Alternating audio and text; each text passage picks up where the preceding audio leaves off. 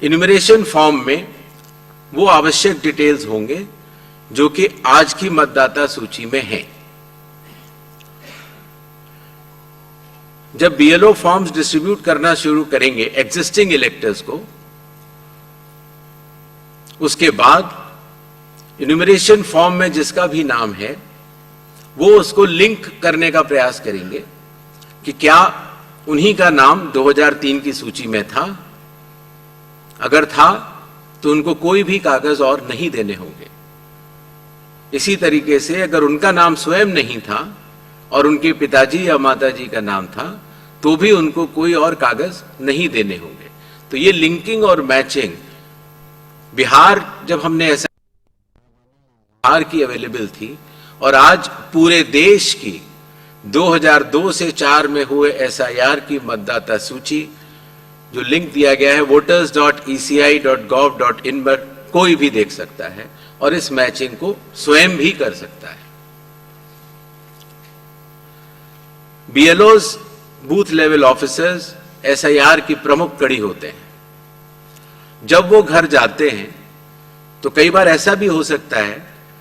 कि किसी और व्यक्ति की उम्र उस घर में 18 साल के ऊपर की हो गई हो, तो हाथ की हाथ उसी समय वो उनका फॉर्म 6 भी भरवा लेंगे और डिक्लेरेशन भी ले लेंगे और उसकी मैचिंग और लिंकिंग भी पुराने एसआईआर से कर लेंगे। कई बार हमारे मतदाता अगर पढ़ने या लिखने में उनको दिक्कत है तो बूथ लेवल ऑफिसर उनको इन्यूमरेशन फॉर्म भरने में मदद भी करेगा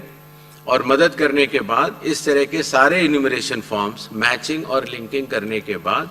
वो ईआरओ और एईआरओ को जमा करेगा। कई बार एक बार जब बूथ लेवल ऑफिसर घर जाता है तो या तो कुछ मतदाता अवेलेबल नहीं होते या कहीं गए होते हैं और या उनको मैचिंग या लिंकिंग करने में कोई समय लग रहा हो, तो ऐसे केस में बूथ लेवल ऑफिसर्स दूसरी बार भी जाएंगे और तीसरी बार भी जाएंगे। 3 बार हर बीएलओ हर घर जाएगा। जो प्रवासी लोगों की समस्या को हटाने के लिए जो राज्य से कुछ समय के लिए बाहर गए हुए हैं लेकिन वहीं के सामान्यतः रहने वाले हैं, वो ऑनलाइन भी भर सकते हैं और खास तौर से कई बार अर्बन वोटर्स को, क्योंकि उनके दिन के समय ही ऑफिस आवर्स रहते हैं, तो वो भी ऑनलाइन भर सकते हैं। बूथ लेवल ऑफिसर का यह भी कार्य होगा कि जब वो इन्यूमरेशन फॉर्म देता है तो इन्यूमरेशन फॉर्म दस्तखत करके मतदाता को वापस भी करना होता है। तो अगर मतदाता की मृत्यु हो चुकी हो या वो स्थायी रूप से प्रवास कर चुका हो या वो एक से जगह ज्यादा रजिस्टर हो गया हो तो वो उस जगह दस्तखत नहीं कर पाएगा और ऐसे लोगों की शिनाख्त करना भी बीएलओ की जिम्मेदारी है। एक बात मैं फिर कहना चाहता हूं कि जो मतगणना, वो इन्यूमरेशन फॉर्म की जो फेज होगी उसमें किसी भी व्यक्ति से किसी और कागज की आवश्यकता नहीं होगी, बस उन्हें अपनी मैचिंग या लिंकिंग दिखा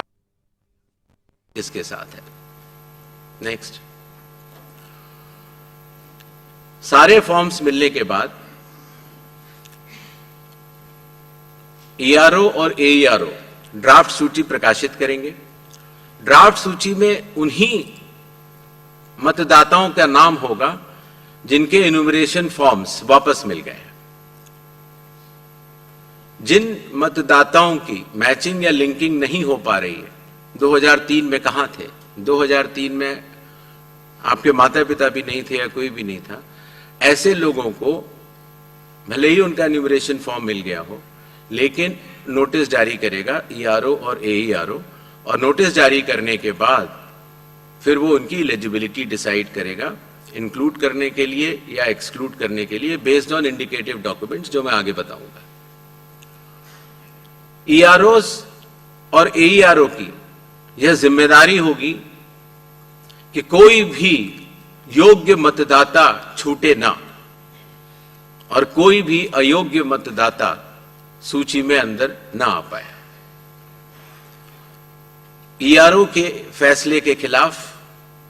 कानूनी तौर पर जिला मजिस्ट्रेट के पास एक अपील होती है, जो मैंने आपको बताया, और जिला मजिस्ट्रेट के फैसले के खिलाफ चीफ इलेक्टोरल ऑफिसर के पास भी सेकंड अपील होती है।